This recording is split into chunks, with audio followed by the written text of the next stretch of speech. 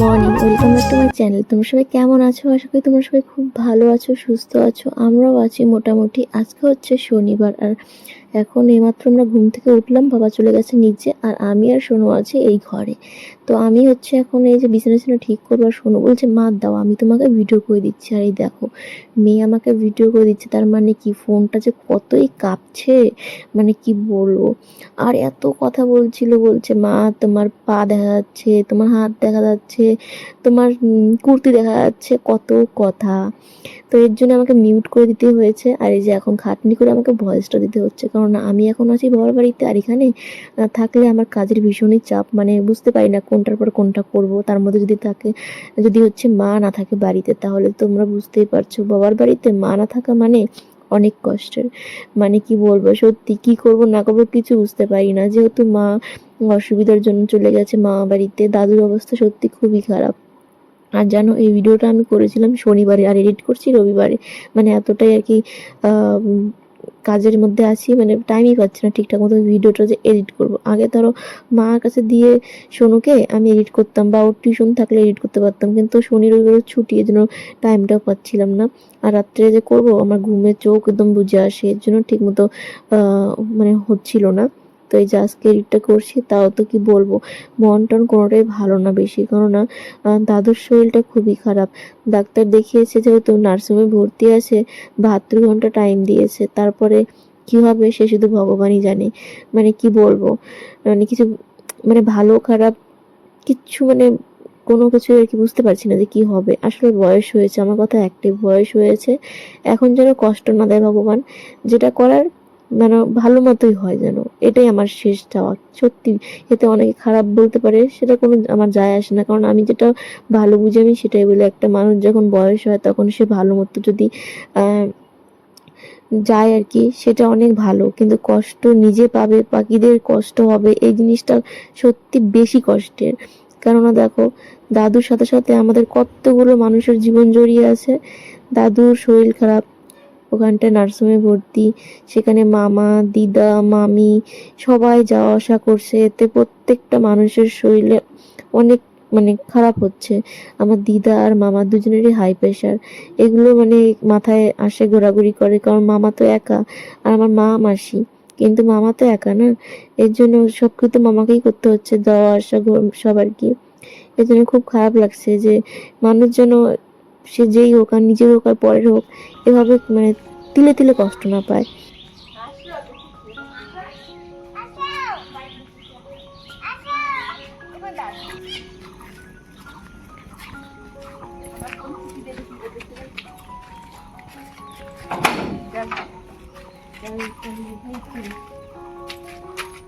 উপর দে উপর দে উপর দে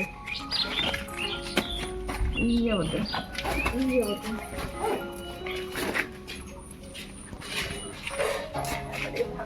বাড়ি এখন বাসে বাস, জীবনটা বাসে বাস।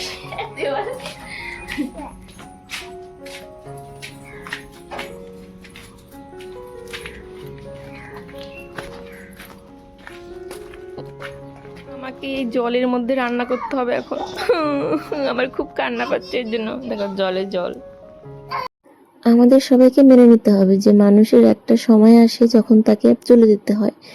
ভগবান কাউকে কারো কাছে সারা জীবনের জন্য রেখে দেয় না, একটা সময় হলে তাকে ঠিক তার কাছে নিয়ে নেয়। আর এটা বাস্তবতা, আর এটা আমাদের সবাইকে মেনে নিতে হবে। তো দেখো, এখন আমার স্নান টান করা হয়ে গেছে, তুলসী তলায় জল দিচ্ছি, যেটা আমি বাড়িতেও করি আর এখানেও করছি। তবে এখানে খুব অসুবিধা হচ্ছে, এপার আর ওপার তো। বাড়িটা পুরো কমপ্লিট হলে এতটা কষ্ট হতো না, যেহেতু কমপ্লিট হয়নি এর জন্য ভীষণই কষ্ট হচ্ছে। মানে ছাদ যেহেতু দিয়েছে, বাঁশগুলোর পুরো চাপা গলি গলি, সেখান দিয়ে যেতে হচ্ছে, আর তারপরে জল আনতে হচ্ছে। এর জন্য খুব অসুবিধা হচ্ছে। মার সঙ্গে তো একটু পুরো কথা বলছি, আর বলছি মা আমার এটা অসুবিধা হচ্ছে, ওটা অসুবিধা হচ্ছে। তো সোনুর বাবা বলছিল যে বাড়িতে রান্নাবাড়ি করে এখানে দিতে, কিন্তু সেটা আরও বেশি ঝামেলার হয়। আর মা বলেছে এখানেই করতে, এখন এখানেই করছি, কষ্ট হলেও করতে হবে। তো দেখো, আমাদের বাগানে কিন্তু ফুল এখন অনেক কমে গেছে, যেহেতু বর্ষার দিন এখন, সেরকম আর ফুল কি ফুটবে, তবু যা হয় পুজো দেওয়া হয়ে যায়। তো দেখো, এই যে এতগুলো কিন্তু ফুল পেয়েছি, তবে আর কদিন আগে কিন্তু আর বেশি ফুল ছিল, এখন অনেক কমে গেছে ফুল। আর মাও নেই, এর জন্য হয়তো ফুলগুলো ফোটা বন্ধ করে দিয়েছে এরকম মনে হচ্ছে আমার। তবে খুঁটে খুঁটে আর কি খুঁজে খুঁজে ঘুরছি। আর এই দেখো যে এটুকুনো ফুল পেয়েছি, পুজো করা হয়ে যাবে। তবে এখানে অনেক তুলসী গাছ, আর তুলসী পাতা তো লাগবে অনেক, কারণ আমাদের পুজো দিতে কিন্তু তুলসী পাতাটা বেশি লাগে। বিশেষ করে যদি রাধা গোবিন্দ ঘরে থাকে তাহলে তো অনেক লাগে, আর তুলসী পাতা ছাড়া তো পুজো অসম্পূর্ণ, সেটা তোমরা সবাই জানোই। তো এর জন্য আর কি পাতাটা বেশি করে নিচ্ছি আমি। এবার মা নেই বাড়িতে, আমার খুব অসুবিধা হয় পুজো করতে, কারণ মা না একদমই অন্যভাবে পুজো করে, মানে যার যার যেটা অভ্যাস মানে করে করে। তো মায়ের জিনিসটা তো আমি করতে পারবো না, আমার মানে ও মানে এলোমেলো হয়ে যায়, কোনটা কাকে দেয় কীভাবে দেয় বুঝতে পারি না। তো আমি আমার মতো করে করছি, আর মনে মনে ভাবছি পরের দিন পুজো করতে পারবো কি না, অনেকটা টাইম লাগে এপাশ থেকে ওপাশে যাওয়া আসা করতে করতে। তো ফার্স্টে বলেছিলাম বাবাকে তুমি কর, বাবা বলে তুই কর, তারপরে করছি। সত্যি কথা বলতে পুজো না দিয়ে কিন্তু কিছু ভালো লাগে না, তো কষ্ট হলেও আমি একটু কষ্টটাকে সহ্য করে পুজোটা করে নিচ্ছি। আর বিশেষ করে তখন সোনু এখানে ছিল না বলেই আমি এত ভালো মতো পুজোটা করতে পারলাম। সোনু তখন ওর বাবার সঙ্গে বাড়িতে চলে গিয়েছিল, তো আমি এদিকে আর শান্তি মতো কাজগুলো করতে পারছি। আর খুব তাড়াতাড়ি আমাদের বাড়িতে কিন্তু কালী পুজো, তোমরা দেখতেই পারছো এই ঠাকুরগুলো কিন্তু অনেক দিনের পুরনো, মানে না হলেও 3 বছর হয়ে গেছে ঠাকুরগুলো। 3 বছর ধরে হয়তো পুজো আমাদের বাড়িতে বন্ধ আছে। তো এই যে সামনের আমাবাসাতেই পুজো হবে, তার মধ্যে কি যে ঘটতে চলছে বাড়িতে, মানে মা বাড়িতে, সে শুধু ভগবানই জানে। মানে একটা বাড়ির সঙ্গে তোমাদের কি বলছি, একটা বাড়ির সঙ্গে না হলেও 4-5টা বাড়ি জড়িয়ে আছে জানো, এরকম মানে হচ্ছে আর কি। সবসময় মার সাথে কথা বলছি, আর মানে কি বলবো বুঝতে পারছি না কখন কি হবে কখন কি হবে, এই একটা চিন্তা চিন্তা শুধু কাজ করছে মাথাটা। এর জন্য আমার কাজেরও অনেক দেরি হয়ে যাচ্ছে। তো যাই হোক, এখন পুজোটা কিন্তু হয়ে গেছে। আর সত্যি বলতে মা কিন্তু অনেকটা টাইম নিয়ে পুজো করে, হয় না যে যার যার মতো করে সে করে। আমি তো ঠাকুরকে একটা কিছু মানে একটাই বলি যে আমি অত কিছু জানি না, তবে আমি যতটুকু জানি ওটুকুন দিয়ে পুজো করলাম, আর যদি কোনো ভুল হয় তাহলে সেটা যেন ক্ষমা করে দেয়, এর থেকে বেশি কিছু আর জানা নেই। তো সেভাবেই আমি পুজোটা দিলাম। অনেক মানে অপেক্ষায় আছি, বাড়িতে পুজো হবে, আমাদের ঠাকুর প্রতিষ্ঠিত করা হবে। যে পাথরের ঠাকুরগুলো আনা হয়েছে এখনও সেগুলো প্রতিষ্ঠিত করা হয়নি, তো সেগুলো হবে। তারপরে মনে হয় যেন ঠাকুর ঘরটা পুরো আলোয় ঝলমল করবে এরকম মনে হচ্ছে আর কি, কারণ মানে একটা টাইম থাকে না সব কিছুরই। তো এই ঠাকুরগুলো তো অনেক পুরনো হয়ে গেছে, মানে হাত পা খুলে গেছে এই আর কি। পুজো দেওয়া হয়ে গেছে, এরপর আমি সবাইকে ডাকছিলাম। রোজ দিন কিন্তু মা সবাইকে গিয়ে প্রসাদ দেয়, কিন্তু আমি আজকে সবাইকে ডেকেছি এখানটায়, কারণ তোমাদেরকেও দেখাবো বলে। তো দেখো জেঠি বলছে ও ভিডিও করছিস তুই, আমি বললাম হ্যাঁ একটু করছি। আর বলে এই জন্য সকালে উঠছি, না আমার আজকে তাও দেরি হয়ে গেছে, আমি তো বাড়িতে আরও সকালে উঠি। এদিকে দেখো সব আমাদের কারখানা থেকে দাদাগুলো আসছে, আজকে যেহেতু শনিবার সবাই ফাঁকা, সবাই ফ্রি একদম, সবাই রেডি সেডি হয়ে আছে, সবাই একটু বাড়ি চলে যাবে। এই দেখা করে সবাই আসছে এখন।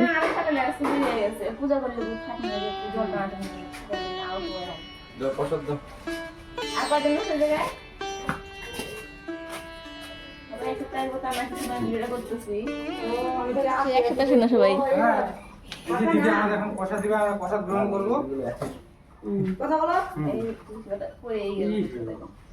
প্রসাদ গ্রহণ করলাম।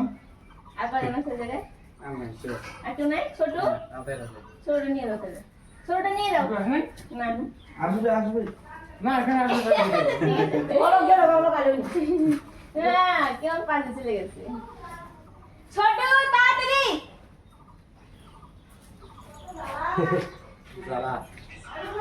ছোটকে পাঠাই দাও।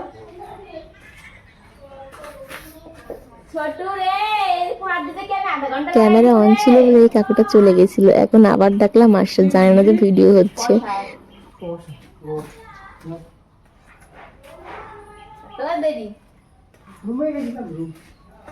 দুটো আছে, একটা সোনুর জন্য একটা আমার জন্য।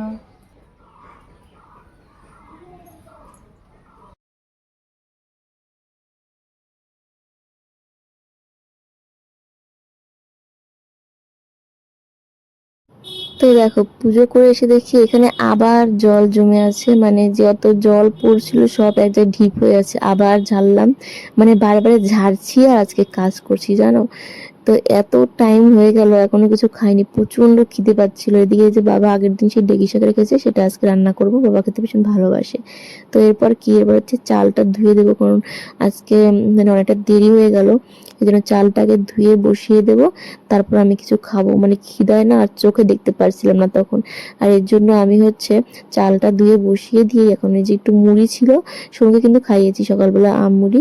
তো এখানে আরেকটু মুড়ি ছিল, ওটা এখন আমি আম দিয়ে খাবো, কারণ না খেলে আমি ঠিক মতো কাজ করতে পারবোই না, কারণ আমি না বেশি টাইম খিদেটা সহ্য করে থাকতে পারি না, প্রচন্ড মাথা ঘুরে। আর মানে কি বলবো, আমার খুব রাগ ওঠে, জানি না কেন এরকম হয় আমার। তো সকালে এটা দিয়ে খাবো হচ্ছে, কি বলবো, কোমর প্রচন্ড ব্যথা হয়েছে এই একদিনই, মানে একবার উঠছি একবার বসছি, একবার বালতি করে আমি বাসের দূর থেকে গিয়ে জল নিয়ে আসছি, সকাল থেকে না হলেও 8 বালতি ধরো জল নিয়ে আসছি, পুজো করা দিয়ে এখানে দিয়ে বারে বারে যাওয়া আসে, আমার এখন মাথা ঘুরছে, এত অসুবিধা হচ্ছে, কবে যে বাড়িতে হবে, মাথা ঘুরে মনে হচ্ছে পড়ে যাবে। মাছ না বাবার বাড়ি, অসুবিধা কোনো কিছুতে না, শুধু একটাই, আমি এত দৌড়াদৌড়ি করে করতে পারি না, একটা জায়গায় সব থাকবে, একটু শান্তিতে করবো। আমার পুরো কোমর পিঠ একদম ব্যথা হয়ে গেছে, তার মধ্যে কিন্তু আমার সিজারের সময় হয়েছে, তাহলে ভালো হাত পা এখানে আসলেই কোমর টোমর সব ব্যথা হয়ে যায়, সর্দি জ্বর চলে আসে।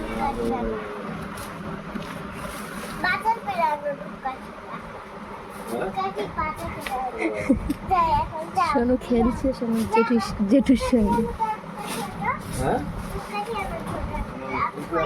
দেখো সকালের খাওয়া দাওয়া হয়ে গেছে, এখন দুপুরের জন্য রান্না করবো। আর এদিকে দেখো আবার জল ছাদ থেকে পড়ছে, এই মিস্ত্রিদার কাজ, এটা ভাল লাগে না ব্যাং। তো দেখো এখন বাজে হচ্ছে দুপুর 1:30, আমাদের দুজনের খাওয়া দাওয়া কমপ্লিট, এইমাত্র খেয়ে উঠলাম। আমার বাবা আর সোনুর বাবা গেছে মাল ডেলিভারি দিতে, কখন যে আসবে তারপরে ওদেরকে ভাতটা দিব। এদিকে সোনুর তো ঘুমের টাইম হয়ে গেছে, ঘুমের টাইম পার হয়ে গেছে, কোথায় যে ঘুম পাড়াবো মেয়েটাকে, বাবা আসলে তাও ঘরে নিয়ে যেত, এখন তো এখান থেকে যাওয়াও যাবে না, ভালো লাগে না একা একা, মা থাকলে তবু যেতাম ঘরে গিয়ে ঘুম পাড়াতাম, একটু আমিও শুতে পারতাম, কোমরটা একদম ব্যথায় একদম কেমন হচ্ছে। তো দেখি কখন আসে।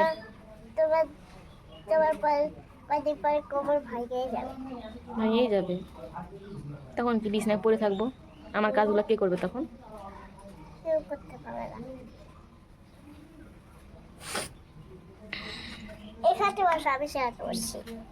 তখন বাজে ওই 2টোর কাছাকাছি, বাবা আর সোনুর বাবা চলে এসেছিল। আর এরপর আমি বাবার জন্য ভাত বেড়ে রেখে সোনুকে নিয়ে ঘরে চলে গেছিলাম। আর কিন্তু ব্লগটা আমি ঠিক মতো করতে পারিনি, আসলে আমার শরীরটা ভালো লাগছিল না। আর এখানে দেখো আবার 2টো পার্সেল এসেছিলো, একটা হচ্ছে মায়ের ফোনের টেম্পার গ্লাস, একটা বাবার হচ্ছে ফোন কভার। তো এগুলো নিয়ে তারপরে আমি ঘরে চলে গেছি। আর আজকের ব্লগটা পর্যন্ত, ভালো লাগলে লাইক করো।